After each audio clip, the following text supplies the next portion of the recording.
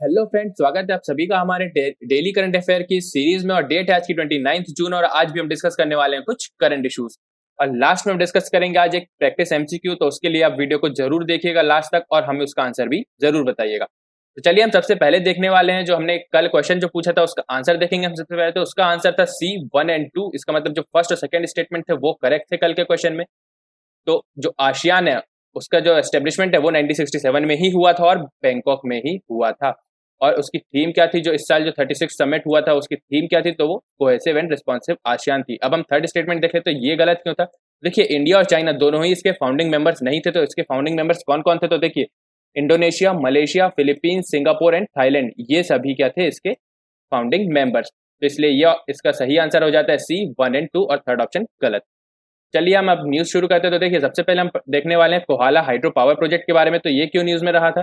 देखिए, हाल ही में अभी government of Pakistan, Chinese company है एक चाइना थ्री गॉर्जेस कॉरपोरेशन और गवर्नमेंट ऑफ आज़ाद कश्मीर, ये इन तीनों ने मिलकर एक ट्रिपरटाइट पावर परचेज एग्रीमेंट साइन किया है, जिसमें कंस्ट्रक्शन होने वाला है एक हाइड्रो पावर प्रोजेक्ट का, जिसका नाम है कोहाला हाइड्रो पावर प्रोजेक्ट। और वो कितने मेगावाट का रहेगा, तो वो रहेगा 1124 मेगावाट।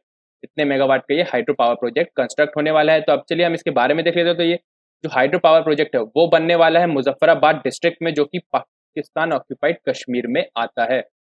और ये किस नदी पे बनेगा, तो ये रिवर झेलम पे बनने वाला है। तो ये झेलम नदी पे बनेगा।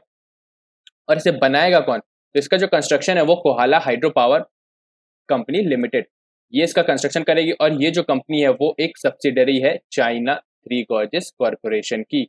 और इसका कंप्लीशन का जो टाइम दिया गया है वो 2026 दिया गया है, मतलब 2026 तक इसे कंप्लीट कर दिया जाएगा। और इसमें जो कॉस्ट आ रही है इस प्रोजेक्ट की वो है 2364 मिलियन यूएस डॉलर।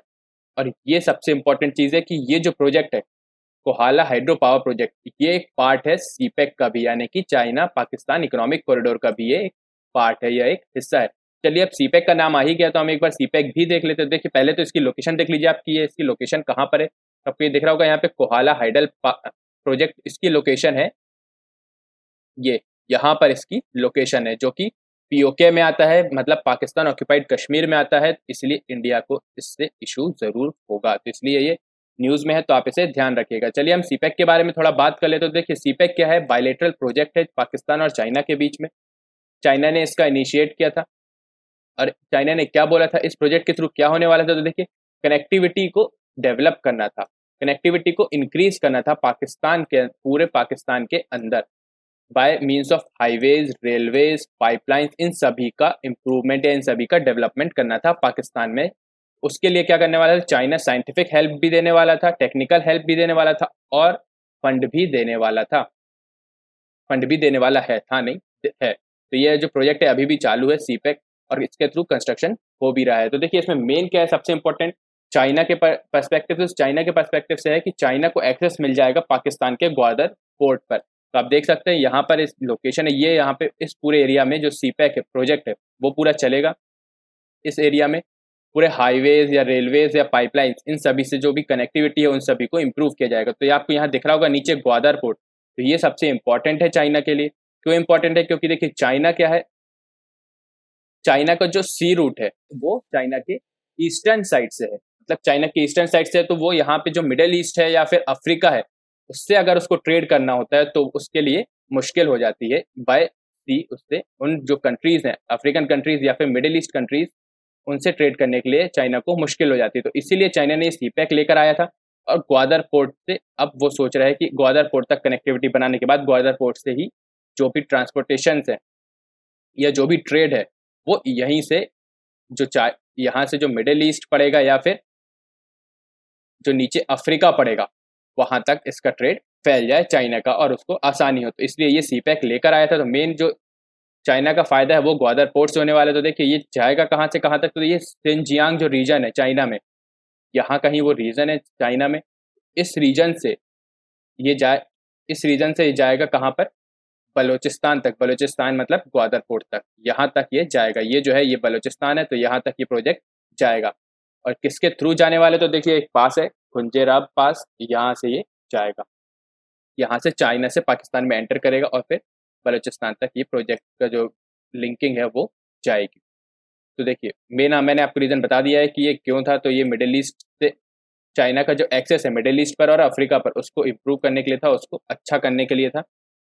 और दूसरी चीज़ क्या है, चाइना को इंडियन ओशियन पर भी एक पोर्ट मिल जाएगा जहाँ से चाइना अपने कंट्री के थ्रू ट्रेड कर सकेगा।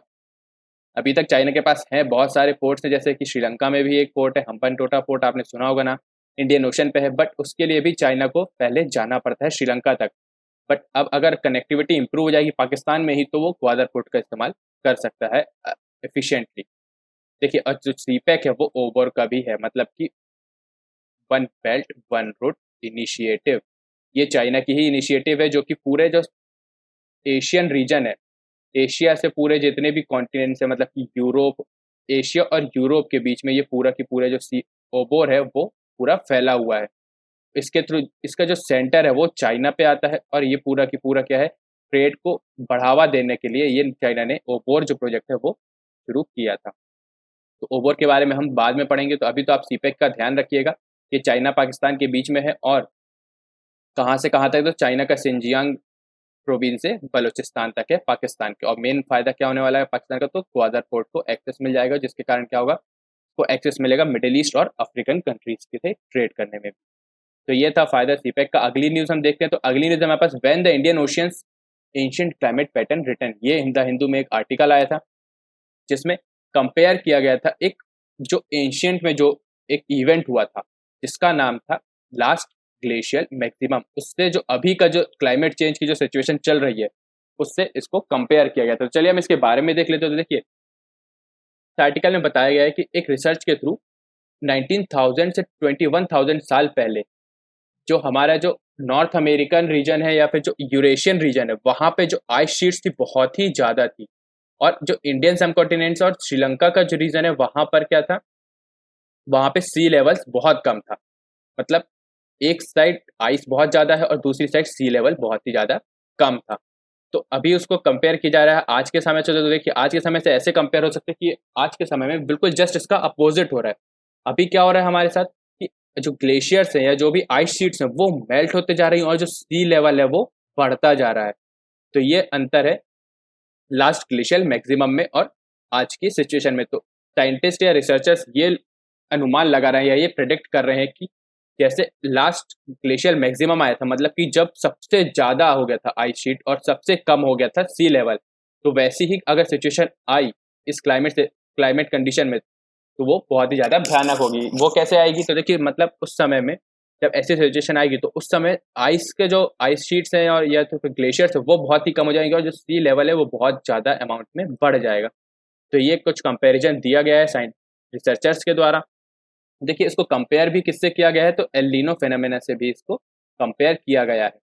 तो इसमें क्या होता है एल नीनो में, तो देखिए एल नीनो जो है वो पैसिफिक ओशियन, एल नीनो के कारण पैसिफिक ओशियन जो है उसमें बहुत फ्लड्स आ जाते हैं, और फ्रिक्वेंसी भी बढ़ जाती है फ्लड्स आने की। जो पैसिफिक ओशियन का जो रीजन है, जो कंट्रीज आती है पैसिफिक ओशियन के रीजन में, वहाँ पर फ्लड्स बढ़ जाते हैं। और उसी का अपोजिट होता है सेम ईयर में, उसी का अपोजिट होता है इंडियन ओशियन रीजन में। मतलब इंडियन ओशियन रीजन में ड्रॉट्स आने लगते हैं, ड्रॉट जैसी कंडीशन बन जाती है एल नीनो के टाइम में।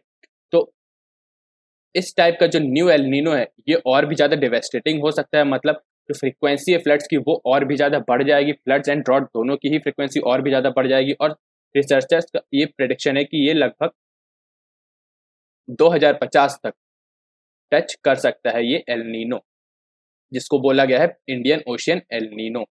जो अभी आता है वो पैसिफिक ओशियन एल नीनो है। तो ये था लास्ट ग्लेशियल मैक्सिमम के बारे में। चलिए अब हम इसके बारे में देखेंगे कि रिसर्चर्स को ये पता कैसे चला। तो ये है, आपको नाम याद रखना है, फोरामिनिफेरा। ये क्या है, ये एक माइक्रोस्कोपिक जू प्लैंक्टन है, मतलब पानी में रहने वाला एक प्लांट है ये। तो इससे हमें पता लगा है, या इससे रिसर्चर्स को पता लगा है उस समय में, मतलब जो एंशियंट टाइम पे, जो ये लास्ट ग्लेशियल मैक्सिमम के टाइम पे कैसा कंडीशन था, कैसा क्लाइमेट था, उसके बारे में ये पता चला है कि सी लेवल उस समय में बहुत ही ज़्यादा कम था। इसी के थ्रू जो साइंटिस्ट हैं वो इस लास्ट ग्लेशियल मैक्सिमम का अंदाजा लगा पाए हैं। तो ये था फोरामिनिफेरा के बारे में। चलिए अब हम अगली न्यूज़ देखते हैं। तो अगली न्यूज़ हमारे पास, stress on randomised controlled trials. अब हम आरसीटी यानी कि रेंडमाइज्ड कंट्रोल ट्रायल्स के बारे में पढ़ लेते हैं। तो देखिए, आरसीटी क्या है, आरसीटी में ये होना है ये आरसीटी जो है यूज होना है, रेंडमाइज्ड कंट्रोल ट्रायल जो यूज होना है वो कोविड-19 के लिए जो टेस्ट है, मतलब कोविड-19 के लिए जो ड्रग टेस्ट है, मतलब कि दवाइयों जो भी या वैक्सीन जो बनानी है, उसका जो टेस्ट होना है या उसका जो ट्रायल होना है, तो उससे रिलेटेड है ये रेंडमाइज्ड कंट्रोल ट्रायल। इसमें होना क्या है तो आप ये देख लीजिए, आपको एग्जांपल से अच्छे, इस इमेज से अच्छे से समझ में आ जाएगा। तो देखिए, मान लीजिए ये पेशेंट्स है, ये सभी क्या है, कोविड, एक सेकेंड मैं ये चेंज कर लूँ पेन का कलर। तो देखिए, ये आपको यहाँ पे दिख रहे होंगे, ये पेशेंट्स है, ये सभी क्या है, ये कोविड-19 पॉजिटिव है, ये सभी पॉजिटिव है। तो इसमें जो आरसीटी है, जो ये वाला ट्रायल है, उसमें क्या होना है, उसमें ऐसा होगा कि 2 ग्रुप में बाँट दिया जाएगा इनको, और उनमें से एक को जो भी ट्रीटमेंट के लिए जो ड्रग है, जो जिस ड्रग का ट्रायल किया जा रहा है, वो दिया जाएगा, और दूसरे जो ग्रुप है, उसको कंट्रोल ग्रुप किया कहा जाएगा, और उसको जो दिया जाएगा, उसको या तो प्लेसिबो दिया जाएगा या तो कुछ भी नहीं दिया जाएगा, सिर्फ उनकी जो कंडीशन है वो मॉनिटर की जाएगी। तो इन दोनों की कंडीशन मॉनिटर की जाएगी, और लास्ट में कुछ समय बाद इनका आउटकम लिया जाएगा और उन दोनों को कंपेयर किया जाएगा कि जो ड्रग है वो कितनी इफेक्टिव रही है। तो आप देख सकते हैं, देखिए प्लेसिबो क्या होता है, सबसे पहले तो आप ये देख लीजिए, प्लेसिबो होता है एक ड्रग जिसमें कोई भी एक्टिव सब्सटेंस नहीं होता है।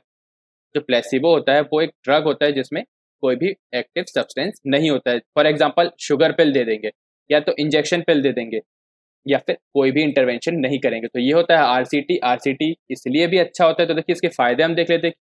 क्या फायदा क्या है, तो देखिए RCT approach removes the impact of chance in cause and effect relationship and helps ensure the development of cell efficacious drugs that can be used in the real world setting।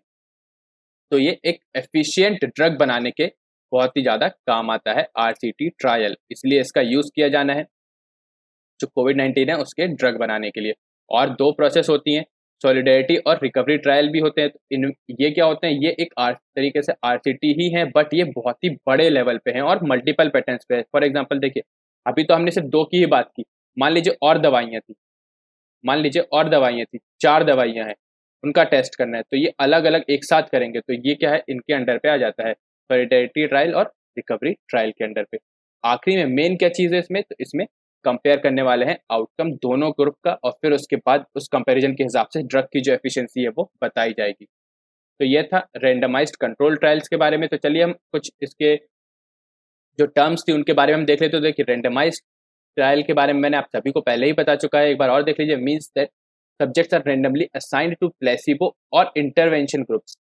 Placebo placebo and intervention groups, मतलब intervention groups क्या है, तो जो drug जिसका trial होना है वो drug in group को दिया जाएगा। प्लेसिबो क्या है, जिनको कोई भी एक्टिव ड्रग नहीं दिया जाएगा। Placebo is anything which look like real treatment but it is actually not. For example sugar pills और सेलाइन इंजेक्शन, तो ये इन्हें दिए जाएंगे। दूसरा देख लेना हम टर्म क्या है, तो डबल ब्लाइंड। डबल ब्लाइंड का मतलब क्या है, जो ये जो ट्रायल है आरसीटी है, उसमें क्या होता है, उसमें ना तो पेशेंट को पता होता है कि वो कौन से ग्रुप में है, प्लेसिबो वाले ग्रुप में है या फिर ट्रीटमेंट वाले ग्रुप में है, और ना ही रिसर्चर को पता होता है। जो रिसर्च कर रहा है उसको भी नहीं पता होता है कि जो पेशेंट है या जो भी रिपोर्ट है वो किस ग्रुप की है। बस उसे जो मेन जो है किसको पता होता है, वो सिर्फ डॉक्टर को पता होता है कि कौन सा ग्रुप, कौन सा पेशेंट कौन से ग्रुप का है। और बाद में जब आउटकम सबके ले लिए जाते हैं, उसके बाद ही ये डिस्क्लोज होता है कि ये पेशेंट इस ग्रुप का था और इसका आउटकम ऐसा आया है। तभी क्या होता है, ड्रग की जो एफिशिएंसी है वो बढ़ सकती है, क्योंकि अगर पहले से ही पता होगा तो रिसर्चर्स है वो आउटकम से छेड़छाड़ भी कर सकते हैं अपनी ड्रग्स को अप्रूव करवाने के लिए, या अपनी ड्रग्स को एफिशिएंट बताने के लिए छेड़छाड़ भी हो सकती है, इसलिए इसमें डबल ब्लाइंड का इस्तेमाल किया जाता है। अगला हम देखते हैं प्लेसिबो कंट्रोल्ड। ये क्या होता है, तो देखिए ये एक कंट्रोल ग्रुप होता है जो जिसे प्लेसिबो दिया जाता है। प्लेसिबो कंट्रोल्ड क्या होता है, जो अभी हमने एक डिस्कस किया था यहाँ पर, ये जैसे ये कंट्रोल ग्रुप है, ये अभी मैंने आपको बताया था, इनको प्लेसिबो दिया जाएगा और इनको ड्रग दिया जाएगा। तो ये जो ग्रुप है उसको क्या कहते हैं, प्लेसिबो कंट्रोल्ड। तो ये था रैंडमाइज्ड कंट्रोल ट्रायल के बारे में। आई होप आप सभी को समझ में आ गया होगा। अगला हम देखते हैं न्यूज़। अगली न्यूज़ हमारे पास, student union see recoil of EIA यानी कि इन्वायरमेंट इम्पैक्ट असेसमेंट ड्राफ्ट। तो जो स्टूडेंट यूनियन है उन्होंने वापस लेने को कहा है गवर्नमेंट से इन्वायरमेंटल इम्पैक्ट असेसमेंट, जो ड्राफ्ट अभी नया लाया है गवर्नमेंट ने, उसको क्यों दिया है वो भी हम देखेंगे। सबसे पहले तो हम देख लेते हैं कि जो ईआईए है वो होता क्या है। तो ईआईए जो है, इन्वायरमेंट इम्पैक्ट असेसमेंट होता है। इसमें मतलब कि पब्लिक के व्यूज़ लिए जाते हैं और पूरे जो क्वालिटीज है उन सभी को असेस किया जाता है। किस चीज़ की? तो जो भी प्रोजेक्ट कंस्ट्रक्शन होना है, जिस भी प्रोजेक्ट का कंस्ट्रक्शन होना है, चाहे वो गवर्नमेंट का हो चाहे वो प्राइवेट का हो, दोनों का ही EIA होगा, यानी कि असेसमेंट होगा कि वो कहीं इन्वायरमेंट को इम्पैक्ट तो नहीं कर रहे हैं, और या फिर कर रहे हैं तो कितना कर रहे हैं, और वो फीजिबल है कि नहीं।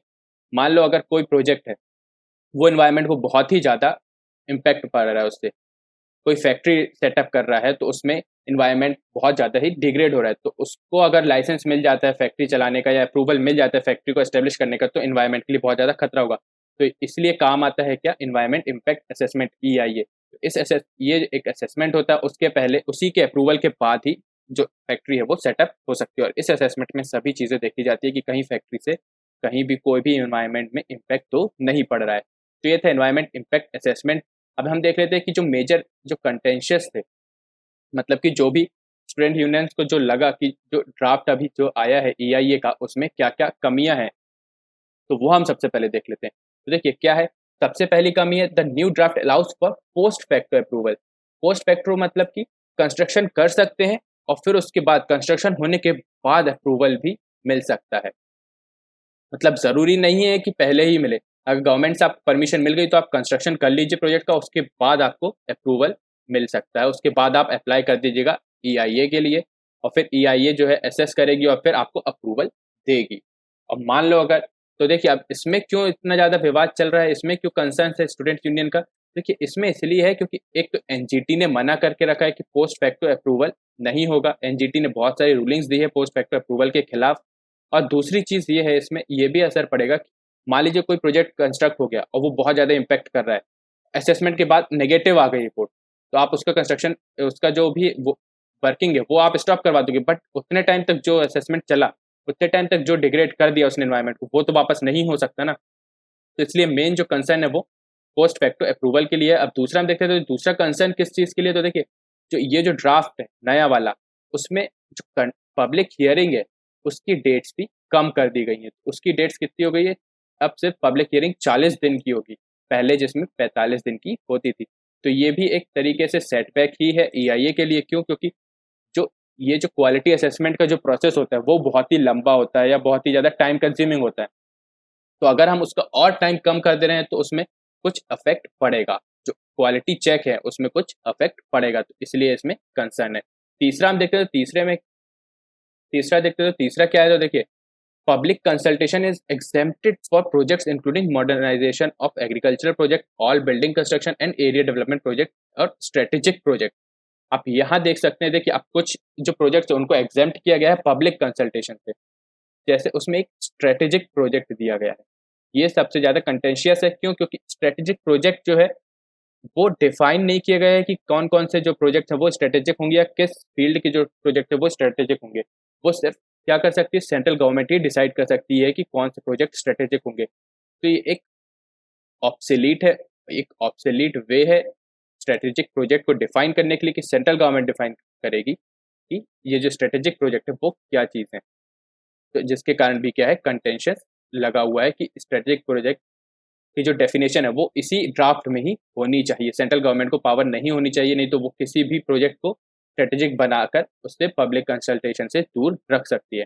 अगला हम देखते हैं, तो अगला पॉइंट क्या है, तो देखिए अगला है कि जो 2006 का जो नोटिफिकेशन था, मतलब इसके पहले वाला था, उसमें क्या था, उसमें क्या था, जो प्रोजेक्ट इम्प्लीमेंटेशन है वो उसके चालू होने के बाद, मान लीजिए अप्रूवल मिल गया EIA से, किसी प्रोजेक्ट को अप्रूवल मिल गया, वो चालू हो गया प्रोजेक्ट, वो चल रहा है, बट उसका जो क्वालिटी असेसमेंट है वो उसके बीच में भी होता है। तो हर 6 महीने में उसको जो भी प्रोजेक्ट है उसकी जो भी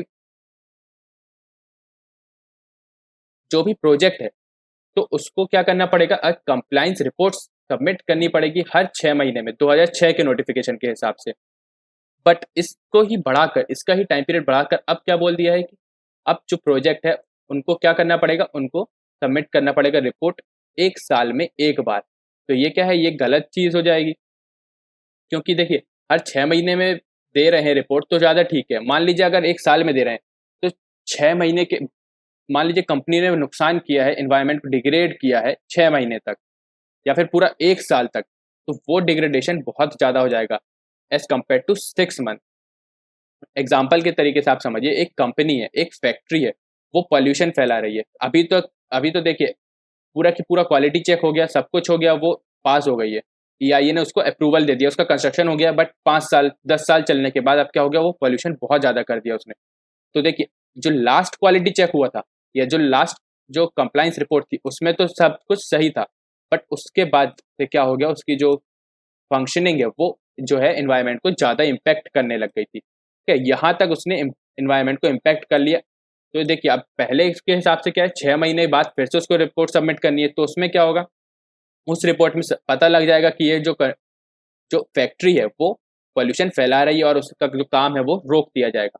तो ये 6 महीने तक ही जो पॉल्यूशन है वो कर पाएगी, या फिर जो भी एनवायरनमेंट को इम्पैक्ट है वो सिर्फ 6 महीने तक कर पाएगी। बट अब अगर ये ड्राफ्ट या फिर ये जो ईआईए जो है नोटिफिकेशन, वो अगर पास हो जाता है, तो उसके बाद क्या हो जाएगा, तो उसके बाद 1 साल तक डिग्रेड होएगा, या 1 साल तक इम्पैक्ट पड़ेगा, अगर कंपनी का जो भी फंक्शनिंग है वो जो उस क्वालिटी के हिसाब से नहीं होती है। तो ये इसलिए बहुत बड़ा सेटबैक है ईआईए के लिए।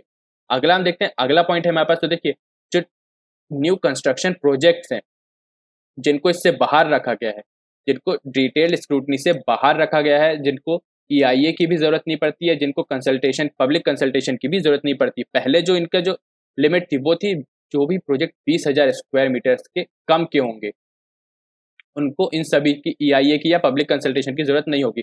बट इस लिमिट को भी बढ़ाकर अब 1,50,000 स्क्वायर मीटर्स को कर दिया है। मतलब अब इतने बड़े प्रोजेक्ट्स भी बिना ईआईए स्टडीज के या बिना पब्लिक कंसल्टेशन के अप्रूव हो सकते हैं। तो ये भी एक बहुत ही गलत चीज़ है, या बहुत ही कंटेंशियस चीज़ है, जिसका विरोध किया है स्टूडेंट यूनियन ने। तो ये कुछ पॉइंट्स है, आपको ये चीज़ें याद रखनी है, ये मेंस के लिए इंपॉर्टेंट है, तो इसे आप याद रखिएगा। चलिए हम अगली न्यूज़ के बारे में देखते हैं। तो अगली न्यूज़ है हमारे पास, NASA's headquarter building named after Mary W Jackson. तो आपके लिए इसमें सिर्फ 3 चीज़ें इंपॉर्टेंट है। सबसे पहले तो नासा का हेडक्वार्टर कहाँ है, तो वाशिंगटन डीसी में है, और इसका नाम बदल के कर दिया गया है। दूसरी चीज़ है, इसका नाम बदल के कर दिया गया है मैरी डब्ल्यू जैक्सन के नाम के ऊपर, जो कि है क्या, एक फीमेल इंजीनियर थी, एस्ट्रोनॉमिकल इंजीनियर थी, तो जो कि नासा के लिए काम करती थी। और अब दूसरी चीज़ जो है, लास्ट चीज़ जो आपको इंपॉर्टेंट याद रखनी है, वो है हिडन फिगर्स नाम से इनकी एक बायोग्राफिकल ड्रामा है। ये आपको याद रखना है कि ये हिडन फिगर्स जो बायोग्राफिकल ड्रामा है वो किसका है, तो वो किसके लिए है, तो वो मैरी डब्ल्यू जैक्सन के लिए है। तो ये 3 चीज़ें आपको याद रखनी है। अगला हम देखते हैं, अगली न्यूज़ है हमारे पास सी प्लेन प्रोजेक्ट के बारे में। तो देखिए, मिनिस्ट्री ऑफ शिपिंग ने इसका रिव्यू किया है सी प्लेन प्रोजेक्ट का। और ये प्रोजेक्ट क्या है, तो इस प्रोजेक्ट में ये प्रोजेक्ट क्या करने वाले, तो ये प्रोजेक्ट करने वाला है provide faster and hassle free travel option for the long treacherous and hilly region of the country. देखिए, जो सी प्लेन्स हैं वो छोटे होते हैं साइज में, और जैसे कोई हिली एरिया है जहाँ पे सिर्फ एक लेक है, और ना इतने बड़े बड़े ऊंचे ऊंचे पहाड़ है कि वहाँ पे ना तो कोई शिप जा सकती है, या तो ना तो कोई ट्रेन जा सकती है, और जो बड़े हैवी प्लेन्स होते हैं, एयरप्लेन्स होते हैं, उनको उतारने या उनके रनवे का भी कोई साधन नहीं बन सकता वहाँ पर। तो उसके लिए गवर्नमेंट ने क्या किया है, तो मिनिस्ट्री ऑफ शिपिंग ने उसके लिए सी प्लेन प्रोजेक्ट को पास किया है, बनाया है। जो सी प्लेन प्रोजेक्ट है उसके थ्रू क्या करने वाले हैं, तो ऐसे ही लेक्स को फाइंड आउट किया जाएगा, और वहाँ पे सी प्लेन का जो ट्रेवल है या जो कनेक्टिविटी है सी प्लेन के थ्रू, उसको बढ़ाया जाएगा। तो उड़ान स्कीम के अंडर पे 16 ऐसे रूट देखे गए हैं जहाँ पे सी प्लेन वर्क कर सकते हैं। तो जिसमें से एक साबरमती से सरदार सरोवर भी है, जहाँ पे स्टैच्यू ऑफ यूनिटी है, साबरमती से इसके बीच का भी एक रूट, इसी जो 16 रूट है उनमें से एक ये रूट भी है। तो ये था। और दूसरी चीज़ क्या है, तो इसका मैनेज कौन करेगा, इस प्रोजेक्ट को मैनेज कौन करने वाला है, तो इस प्रोजेक्ट को inland waterways authority of India करेगी मैनेज। और देखिए, सागरमाला डेवलपमेंट कंपनी लिमिटेड जो है वो जो कोस्टल एरियाज है, ये जो है inland waterways authority of India ये मैनेज करने वाली है इनलैंड वाटरवेज के लिए। और जो कोस्टल एरियाज पे जो भी मैनेजमेंट है सी प्लेन प्रोजेक्ट का, वो कौन करेगी, तो वो सागरमाला डेवलपमेंट कंपनी लिमिटेड करेगी। तो आपको मेनली सी प्लेन प्रोजेक्ट क्या है ये याद रखना है, रूट्स याद रखने हैं, रूट्स मतलब कि 16 है ये याद रखना है, और कौन सी मिनिस्ट्री के अंडर पे आता है ये आपको याद रखना है, यानी कि मिनिस्ट्री ऑफ शिपिंग के अंडर पे ये आता है। तो गाइज आज का लेक्चर यहीं तक था। चलिए हम लास्ट में एक क्वेश्चन देख लेते हैं, जैसे कि हर बार देखते हैं हम। तो देखिए, आज का क्वेश्चन है कोहाला हाइड्रो पावर प्रोजेक्ट से रिलेटेड, बहुत ही इंपॉर्टेंट क्वेश्चन है। तो फर्स्ट स्टेटमेंट है आपके पास, this project will be constructed on Indus river by Kohala hydro power company limited, a subsidiary of China three gorges corporation. दूसरा स्टेटमेंट है आपके पास, this project is located in a region of PoK. तीसरा statement है, it is a part of China Pakistan economic corridor. इन तीनों statements में से आपको करेक्ट स्टेटमेंट चुनना है। कौन कौन से स्टेटमेंट करेक्ट है, तो आपको इनमें से एक ऑप्शन फिर बताना है कि इनमें से कौन सी स्टेटमेंट सही है। तो वो आप आंसर हमें कमेंट सेक्शन में दे सकते हैं। मैं इसका आंसर आपको कल के वीडियो में बताऊंगा, सबसे पहले ही बता दूंगा, इसलिए आप इसका आंसर हमें ज़रूर दीजिएगा। और अगर आपको कल की वीडियो से पहले इसका आंसर जानना है तो आप हमें इनमें से किसी भी प्लेटफॉर्म पे फॉलो कर सकते हैं। तो गाइस आज के लेक्चर में बस इतना ही था। Thank you very much. अगर आपको ये वीडियो पसंद आया तो प्लीज़ लाइक कीजिएगा और अपने दोस्तों के साथ शेयर भी कीजिएगा। और अगर आपने चैनल सब्सक्राइब नहीं किया तो सब्सक्राइब कर लीजिए और बेल आइकन जरूर दबाइएगा। और कोई भी सजेशन या कोई भी क्वेरी हो आपको हमारे कोर्सेज से रिलेटेड या हमारे लेक्चर से रिलेटेड, तो आप हमें कमेंट सेक्शन में पूछ सकते हैं। और इस लेक्चर की पीडीएफ भी आपको हमारे टेलीग्राम चैनल जीएस यूनिट पे मिल जाएगी, आप उसे जाकर ज्वाइन कर सकते हैं। Thank you very much. Thank you.